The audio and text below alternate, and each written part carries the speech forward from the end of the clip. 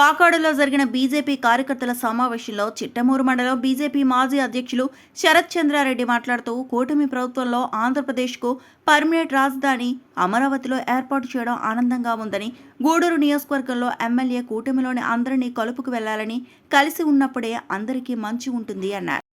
ఆంధ్రప్రదేశ్ రాష్ట్ర విభజన తర్వాత రాజధాని లేనటువంటి ఆంధ్రప్రదేశ్ రాష్ట్రానికి 2014లో అధికారంలోకి వచ్చినటువంటి ఎన్డీఏ ప్రభుత్వం అప్పటి ముఖ్యమంత్రి వర్యులు చంద్రబాబు నాయుడు గారు అమరావతిని రాజధానిగా ప్రకటించడం జరిగింది. అందులో భాగంగా దేశ ప్రధానమంత్రి నరేంద్ర మోడీ గారు 140 కోట్ల మంది భారతీయులందరూ మనోభావాలతో ఆశీర్వచనంతో అమరావతిని నిర్మించాలనేటువంటి ఉద్దేశంతో అక్కడి నుంచి గంగా జలాన్ని పవిత్ర మట్టిని తీసుకొచ్చి ఆంధ్రప్రదేశ్ రాష్ట్రానికి ఇవ్వడం జరిగింది. కానీ ఆ తర్వాత వచ్చినటువంటి వైఎస్ఆర్సీపీ ప్రభుత్వం అమరావతి రాజధాని కాదు, ముఖ్యమంత్రి ఎక్కడుంటే అదే రాజధాని, రాష్ట్రానికి 3 రాజధానులు అని గాలి మాటలు చెప్పి అసలు రాజధాని నిర్మాణంలో భాగం పంచుకోకుండా దేశంలో కనీసం మనం పుస్తకాల్లో చూసినట్లయితే ప్రతి రాష్ట్రానికి రాజధాని పేరు ఉంటుంది. ఆ 5 సంవత్సరాల కాలంలో అసలు ఆ క్వశ్చన్ వస్తే ఏం ఆన్సర్ రాయాలో కూడా తెలియనటువంటి పరిస్థితి పిల్లలకి. అట్లాంటి దౌర్భాగ్య స్థితి నుంచి ఈరోజు ఆంధ్రప్రదేశ్ రాష్ట్ర రాజధానిగా అమరావతికి ఒక చట్టబద్ధత కల్పిస్తూ కేంద్ర ప్రభుత్వం అధికారంలో ఉన్నటువంటి నరేంద్ర మోడీ గారు ఈరోజు మనకు చట్టబద్ధత కల్పించడం ఏదైతే ఉందో అది చాలా శుభపరిణామం. దీనికి భారతీయ జనతా పార్టీ నాయకులందరూ కూడా చాలా సంతోషంగా ఉన్నారు. ఈ సందర్భంగా నరేంద్ర మోడీ గారికి భారతీయ జనతా పార్టీ తరఫున ప్రత్యేక ధన్యవాదాలు తెలియజేసుకుంటున్నాం. అలాగే మా సోదరుడు చెప్పినట్లు స్థానికంగా నాయకులకి ఎక్కడా కూడా కూటమిలో భాగస్వామైనటువంటి బీజేపీ కార్యకర్తలకు ఎక్కడా న్యాయం జరగడం లేదు.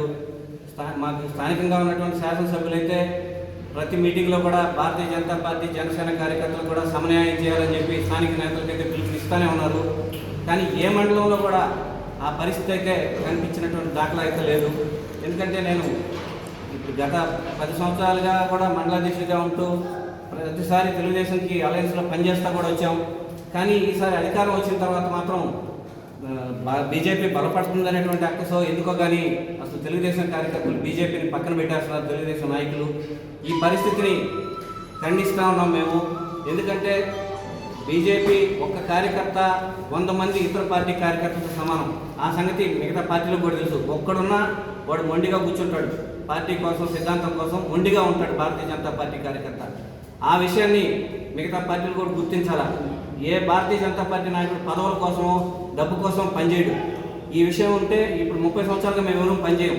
కాబట్టి మమ్మల్ని విస్మరిస్తే స్థానిక ఎన్నికల సత్తా చూపుతామని చెప్పి కూడా మేము సభాముఖంగా మనవి చేస్తా ఉన్నాం. మేము ఇది హెచ్చరిక కాదు, మాలో ఉన్నటువంటి ఆవేదన. ఆ రోజు బీజేపీ లేదే ఇక్కడ ఎలక్షన్ కూడా చేయలేమనేది వాళ్ళకు కూడా తెలుసు. ఇప్పుడు ఎమ్మెల్యే గారు కూడా చెప్తున్నారు, ప్రతి విషయంలో మాధవ్ గారు, నాదెండ్ల మనోహర్ గారిని దగ్గర పెట్టుకుని మా ముఖ్యమంత్రి పనిచేస్తున్నారు. స్థానికంగా వచ్చేసరికి గౌరవం దక్కట్లా. కాబట్టి ఈ విషయాన్ని గుర్తిరగాలని, మాకు న్యాయం జరగాలని చెప్పి కూడా సభాముఖంగా మనం చేస్తూ సెలవు తీసుకున్నాం. జై హింద్, జై బీజేపీ, జై భారత్.